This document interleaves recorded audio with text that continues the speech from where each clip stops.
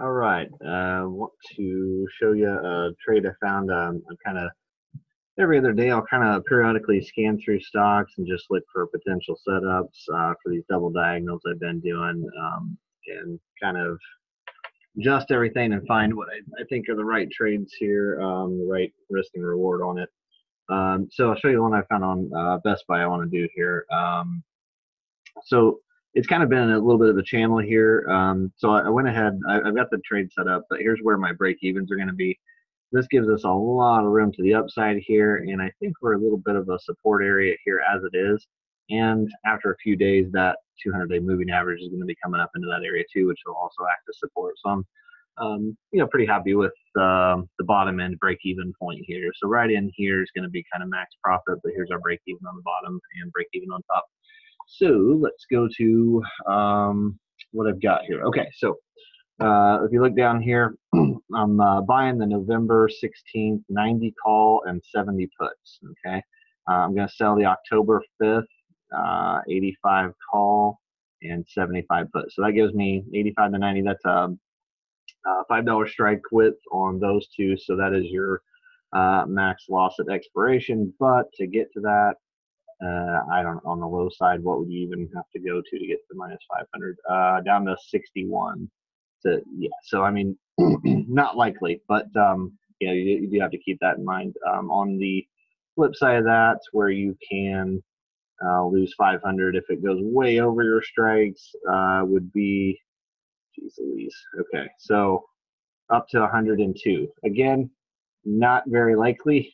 It could happen, so who knows though. But so that kind of gives you your idea of your max loss. So it's a little bit different than the iron condors, because iron condor, you might have two strikes right here, and you might get into a $500 loss just right in this area here. So these double diagonals, it's kind of like doing a credit spread, vertical credit spread, but you're just changing the dates on the front and back end of it. So going back to this, if you look at it's a debit trade, so you're going to spend $30 to get into the trade.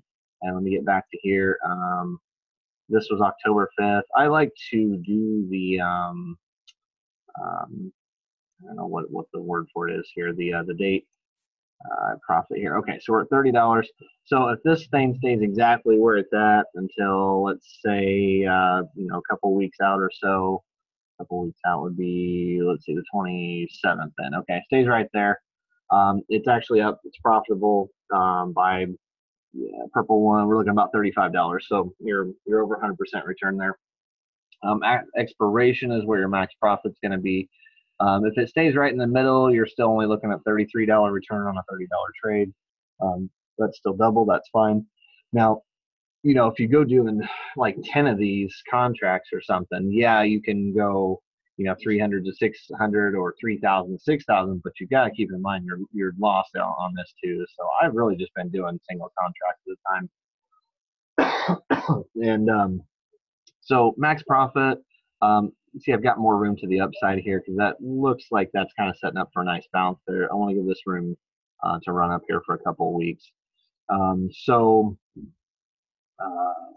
our profit, max profit, looking at the blue number bottom left, is $93 on a $30 trade then.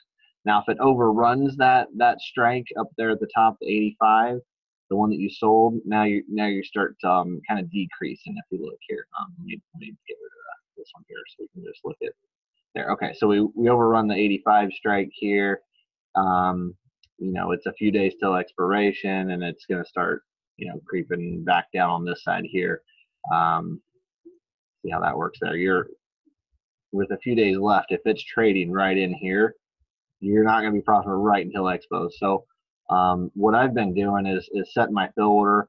Like on this one, I would set it for I don't know, about plus $40. So I'd set the sell order for about 70 and just let it bounce around in here. And if it fills at 70, great. If it gets close to expo, fills at 70, that's fine too. So but that's what I'm going to put through here, and if you adjust your price, you see your break even widen too. So if you can get a better fill on that, cool. So I'm going to go ahead and put that through, and let's see, 26. We'll have to, you know what? I don't think. Hold on. There, I can edit this. Okay, there we go. Boom. Okay, so it's market's closed right now, so I'm gonna set that there, and I'll just see if that fills tomorrow. If not, no big deal. We can always come back and adjust the price. This thing doesn't move really fast. You see, we kind of have a little bit of a spread there too on that, so it's not a real liquid option trade, but it's not too bad. So I'm gonna set that, and we'll see if we get a fill on that tomorrow then. And there we go, $26, 3 commission, so $29. Your buying power is going to be the difference of your strikes plus what you're spending there. So, and so go ahead and send, and should be good. And let me figure out how I pause this thing. All right.